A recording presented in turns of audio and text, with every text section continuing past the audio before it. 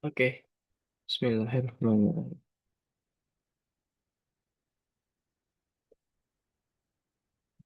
Assalamualaikum warahmatullahi wabarakatuh. Selamat pagi, selamat siang, selamat sore, selamat malam untuk teman-teman sekalian. Izin perkenalan diri, nama saya Muhammad Farhan Farizi dengan NPM 2406345766. Oke, teman-teman sekalian, di video awal kemarin itu kita sudah bersama-sama membahas terkait perpindahan kalor atau heat transfer dalam dunia teknik, dalam kehidupan sehari-hari, yaitu adalah konduksi, konveksi, dan juga radiasi. Di mana konduksi itu sendiri terjadi perpindahan panas atau heat transfer terjadi karena adanya perbedaan temperatur dalam benda solid, dalam benda padat. Jadi perbedaan temperatur dari temperatur yang tinggi ke temperatur yang rendah tanpa perpindahan massa dari si kalor tersebut. Sedangkan pada konveksi itu terjadi dengan perantara zat gas dan juga zat beda. Sedangkan radiasi itu adalah perpindahan panas atau heat transfer tanpa perantara seperti panasnya matahari yang terkena kulit kita di siang hari. Nah, teman-teman sekalian, eh di video sebelumnya itu saya sudah jelaskan bahwasannya ternyata dalam kehidupan sehari-hari kita itu menerapkan heat transfer atau perpindahan kalor. Seperti contohnya adalah saat mensetrika pakaian, terus yang terjadi pada kulkas atau lemari pendingin di rumah kita, dan yang saya bahas yaitu adalah radiator atau pendingin dalam mesin kendaraan. Dalam mesin kendaraan tersebut, itu dijelaskan di video kemarin bahwasannya pada radiator terjadi perpindahan panas secara konduksi dan juga secara konveksi, di mana secara konduksi yaitu ketika silinder atau rumah mesin atau rumah piston itu menghasilkan panas karena adanya pembakaran, di mana energi panas itu eh, langsung terkena atau langsung merambat ke dinding piston atau ke dinding silinder, yang mana itu adalah merupakan contoh dari heat transfer atau perpindahan panas secara konduksi. Selanjutnya, perpindahan panas atau hasil dari panas, maksudnya adalah si silinder panas ini sudah panas karena ada pembakaran, si ruang mesin ini sudah panas karena ada pembakaran, selanjutnya didinginkan dengan cara konveksi, yaitu panas diserap melalui fluida, yang mana kita kenal fluida ini adalah cooling water. Dan cooling water dibawa ke dalam radiator untuk proses pelepasan energi panas melalui proses konduksi juga dan juga konveksi beserta radiasi. Nah, itu merupakan salah satu penerapan dalam kehidupan sehari-hari, yaitu penerapan heat transfer atau perpindahan panas dalam kehidupan sehari-hari kita. Lalu fokus kita di sini yaitu adalah composite plain wall yang masih berkaitan dengan heat transfer atau perpindahan panas. Jadi, apa sih composite plain wall itu? Jadi kita sekarang itu lebih fokus ke konduksi, teman-teman. Kalau sebelumnya itu di video tersebut kita belajar konduksi, konveksi, dan radiasi. sekarang kita lebih ke dalam mendalami soal konduksi, yaitu adalah composite plain wall. Jadi apa sih composite plain wall itu? Oke, oke. Jadi kita ingat kembali teman-teman, bahwasanya perpindahan panas itu merupakan fenomena penting dalam sistem thermal industri. Jelas, dalam dunia industri itu kita banyak sekali melihat perpindahan panas. Banyak sekali eh, industri-industri itu memanfaatkan perpindahan panas. Gitu. Salah satu mekanisme perpindahan panas adalah konduksi, yaitu yang sudah saya jelaskan bahwasanya perpindahan energi akibat perbedaan temperatur.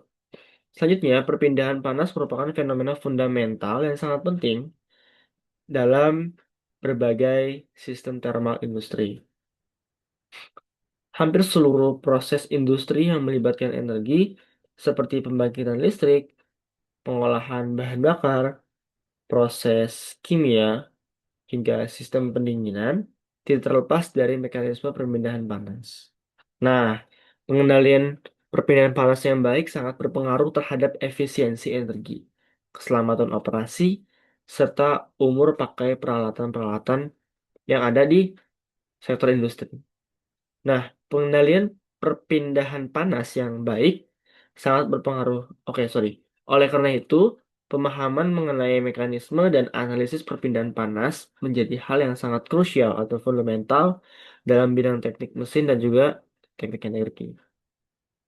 Oke, Oke, secara umum itu terdapat tiga mekanisme utama perpindahan panas yang sudah kita bahas bersama-sama di video sebelumnya, yaitu ada konduksi, konveksi, dan radiasi, di mana dalam analisis ini fokus utama adalah pada mekanisme konduksi. Nah, jadi teman-teman, konduksi itu merupakan perpindahan energi panas yang terjadi akibat adanya perbedaan temperatur dalam suatu material, di mana material yang kita bahas ini adalah material yang solid atau padat, tanpa disertai perpindahan massa secara makroskopik. Nah, proses ini itu terjadi melalui interaksi mikroskopik antar partikel seperti getaran molekul pada material non-logam atau perpindahan elektron bebas pada logam. Nah, ketika satu sisi material itu memiliki temperatur yang lebih tinggi dibandingkan sisi lainnya, energi itu akan mengalir dari daerah bersuhu tinggi ke daerah bersuhu rendah hingga tercapai kondisi keseimbangan termal gitu. Nah, dalam sistem industri seperti boiler, konduksi memainkan peranan penting karena panas dari ruang bakar harus melewati dinding padat sebelum akhirnya dilepaskan atau ditahan oleh sistem isolasi.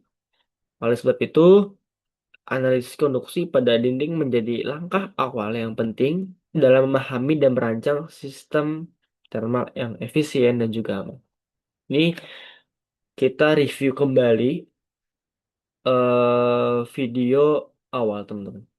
Selanjutnya kita akan masuk ke apa itu plate wall. Sebelum kita masuk ke composite plane wall, kita harus tahu dulu apa sih plane wall itu, teman-teman.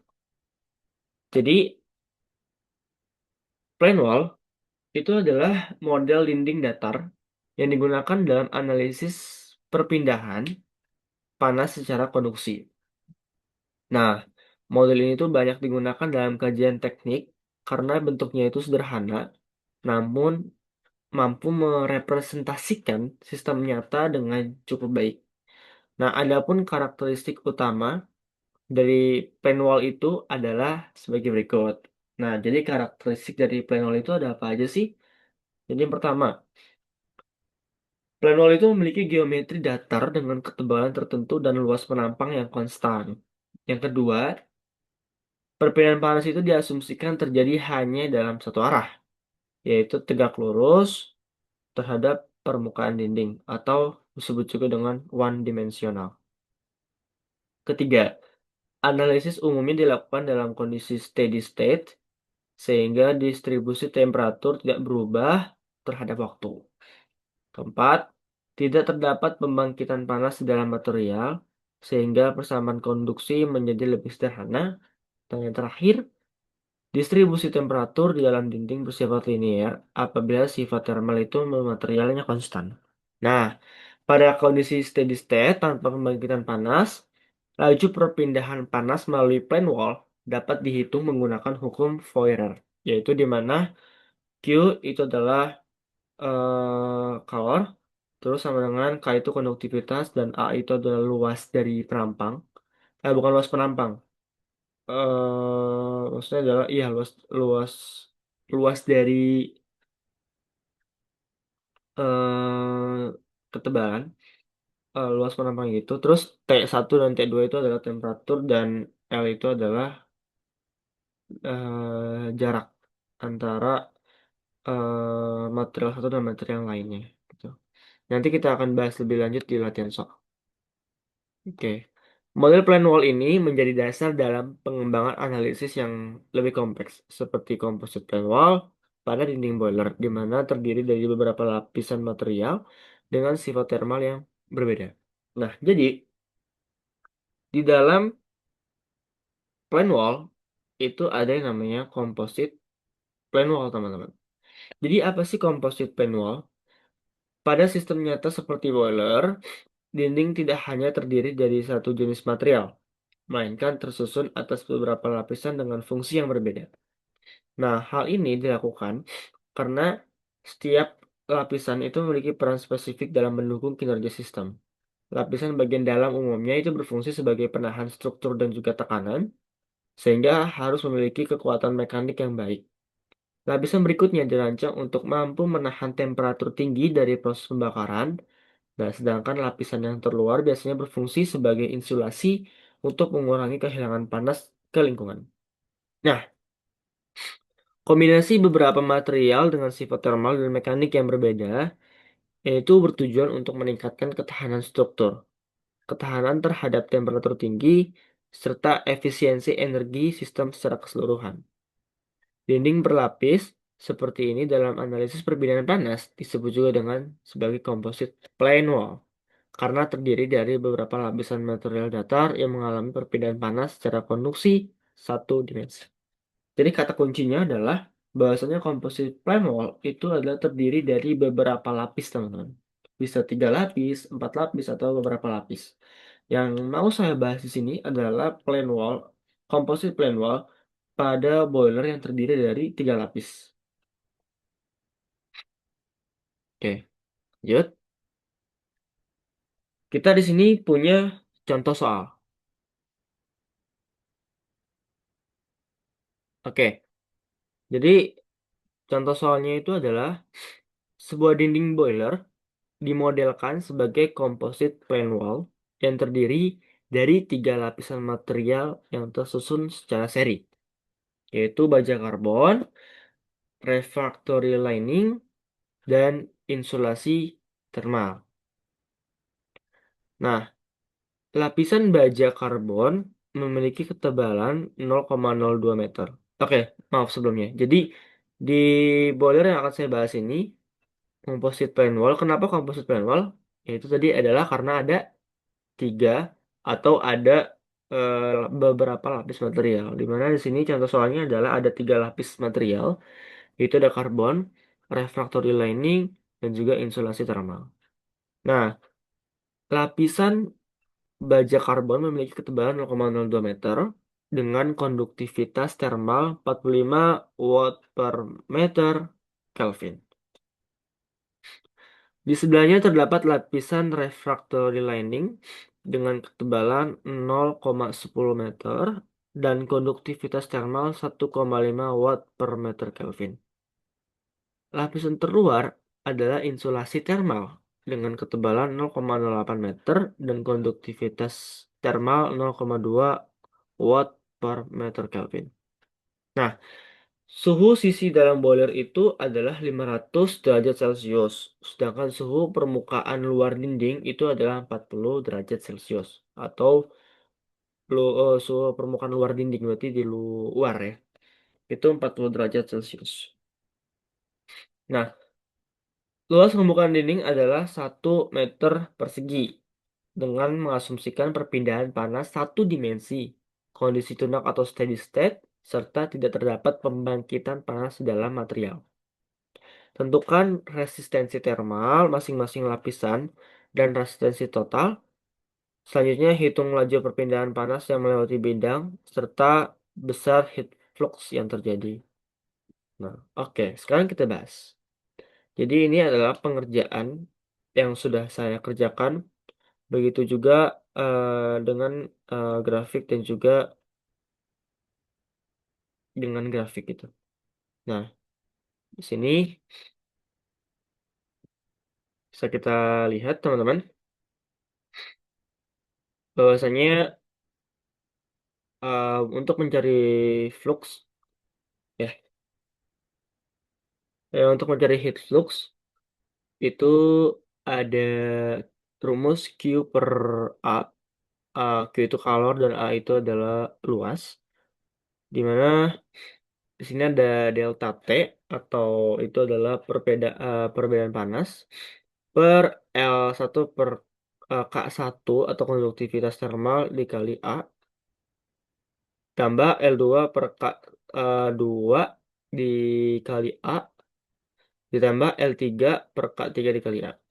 Nah, di sini kita selesaikan di mana delta T 500 dikurang 40 sama dengan 460 derajat Celcius, di mana untuk luas dari masing-masing materialnya itu kita isi di sini.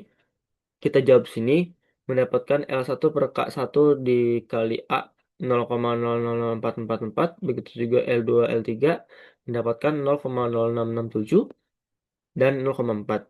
Dari setiap luas itu kita kalkulasikan mendapatkan nilai 0,4671. Nah, setelah itu meter persegi.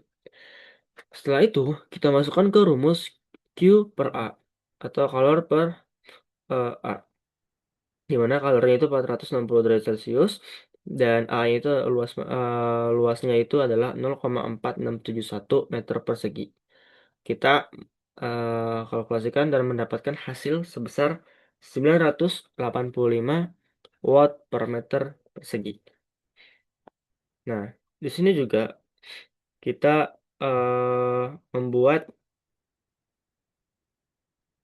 gambar skematik susunan material dan profil perubahan temperatur di setiap material, yaitu di sini itu adalah T1 yang sebesar 500 derajat Celcius itu mengalami penurunan T2 dan mengalami temperatur yang cukup signifikan di T3 dan langsung mengalami temperatur yang cukup signifikan dilihat dari grafiknya atau kurvanya itu yang langsung curam di T4, yaitu karena dari T3 ke T4 itu mengalami perubahan suhu yang cukup signifikan, yaitu sampai ke 40 derajat di T4, di mana LA dan LB/LC-nya itu adalah luas dari ketebalan dari setiap materialnya, di mana eh, ketebalan material di